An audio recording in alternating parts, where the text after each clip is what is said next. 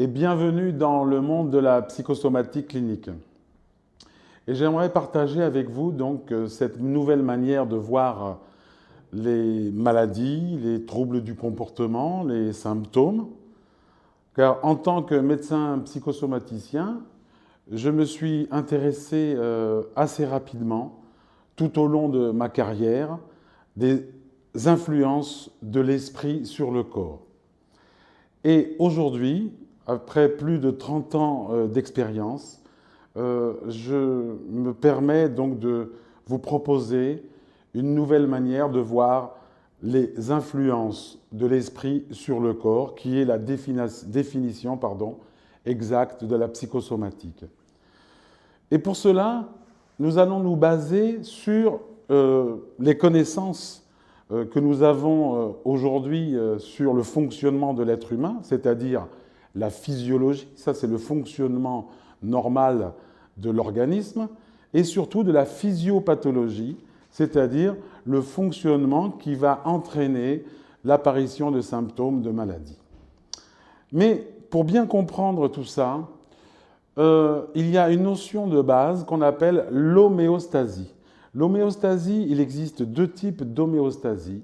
L'homéostasie biologique, physiologique, et l'homéostasie psychique. Alors qu'est-ce que ça veut dire? L'homéostasie biologique, c'est de pouvoir vivre dans des limites biologiques compatibles avec la vie et le plus longtemps possible. Exemple, la régulation de la glycémie se fait toute seule entre une limite supérieure et une limite inférieure. Au-dessus de cette limite supérieure, nous parlons donc de diabète, et en dessous de cette limite inférieure, nous parlons donc d'hypoglycémie. Par exemple, aussi, au niveau thyroïdien, les limites supérieures vont nous emmener vers les terres de l'hyperthyroïdie, et en dessous, les limites inférieures qui vont être franchies vont nous emmener vers l'hypothyroïdie. Et donc, il existe tout un système physiologique de régulation qui se fait d'une manière complètement inconsciente. C'est ce qu'on appelle l'inconscient biologique. Et toutes les fonctions du corps humain sont régies par cet inconscient biologique. Ça va réguler la respiration, l'épuration rénale, la physiologie digestive, le système cardiovasculaire, le système ostéo-articulaire, etc., etc. Et à côté de cette homéostasie physiologique, biologique, il existe donc une homéostasie psychique, c'est-à-dire de vivre dans des limites psychiques compatibles avec la vie le plus longtemps possible et le mieux possible. Exemple, quand nous sommes préoccupés par une problématique quelle que ce soit un chômage, j'ai des problèmes avec mes enfants, un problème avec le travail, il va y avoir aussi une limite supérieure qui peut nous entraîner vers, je dirais, un dépassement de nos capacités à endiguer ces embarras plutôt psychiques, et de la même manière, des limites inférieures qui peuvent nous emmener vers des symptômes comme la dépression, la mélancolie, qui est plus quelque chose de, je dirais, qui empêche donc d'être soi-même, et au niveau supérieur, par exemple, l'hyperactivité et le dépassement psychique des limites supérieures. Et tout cela donc fonctionne ensemble, à la fois physiologique et biologique, et tout fonctionne normalement bien quand ces limites ne sont pas dépassées. Et qu'est-ce qu'il se passe quand ces limites sont dépassées? Alors on va prendre le plus simple, c'est le dépassement des limites supérieures. On a un problème psychique, une préoccupation, et nous avons des capacités à endiguer donc ces préoccupations. Mais quelquefois, elles dépassent nos capacités. Et quand elles dépassent, ça va entraîner un désordre psychique qui va nous déstabiliser et qui va nous empêcher de vivre correctement notre vie.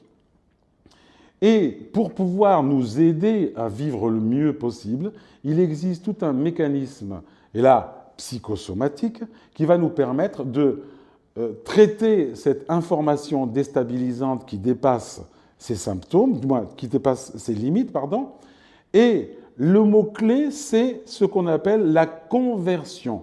Conversion, ça veut dire transformation de l'activité conflictuelle psychique en un symptôme qui va nous permettre de diminuer notre stress intérieur.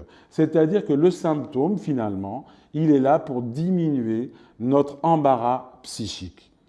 Et ce symptôme, il n'est pas dû au hasard, il est dû donc à un certain nombre donc de circonstances, un certain nombre de mécanismes qui sont actuellement de plus en plus connus. Et je vais, si vous voulez bien, vous donner plusieurs exemples de ce mécanisme qu'on appelle la conversion. Et la conversion peut aller dans différentes directions. La plus connue, c'est la conversion organique, c'est-à-dire cet embarras psychique qui dépasse les limites supérieures va se transformer en symptômes organiques, comme par exemple un eczéma, comme par exemple une tumeur, comme par exemple n'importe quelle maladie que vous connaissez. Mais quelquefois, le symptôme est fonctionnel. Fonctionnel, ça veut dire tout simplement qu'il y a un symptôme, genre je ne suis pas bien, j'ai mal au ventre, mais on fait tous les examens possibles et inimaginables et on ne trouve rien. C'est-à-dire que ce n'est pas encore à marquer au niveau des cellules. C'est ce qu'on appelle fonctionnel. Quelquefois, c'est comportemental. Comportemental, c'est dans mon comportement que ça va se convertir. C'est ce qu'on appelle donc la conversion comportementale.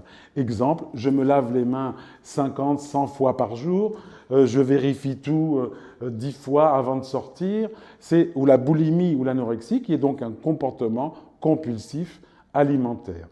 Et quelquefois, c'est plutôt psychologique, on a ce qu'on appelle une conversion psychologique, c'est-à-dire que cette problématique psychique qui nous envahit, qui va dépasser les limites supérieures, va se convertir en symptômes psychologiques. Exemple, le mal-être, ça ne va pas dans ma vie, ou un désordre amoureux plus ou moins chronique, un questionnement existentiel, et c'est la plupart donc des motifs de consultation que les psychologues et psychiatres voient régulièrement, ou les psychothérapeutes.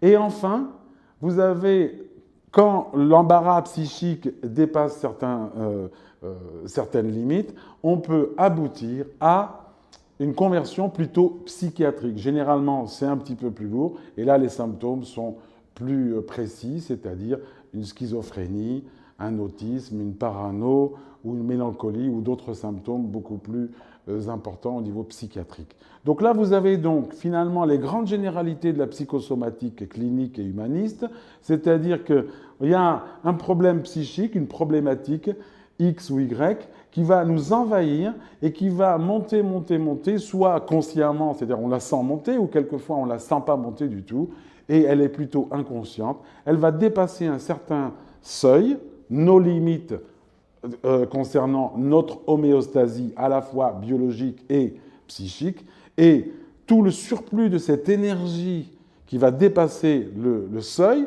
va être transformé, converti en symptômes.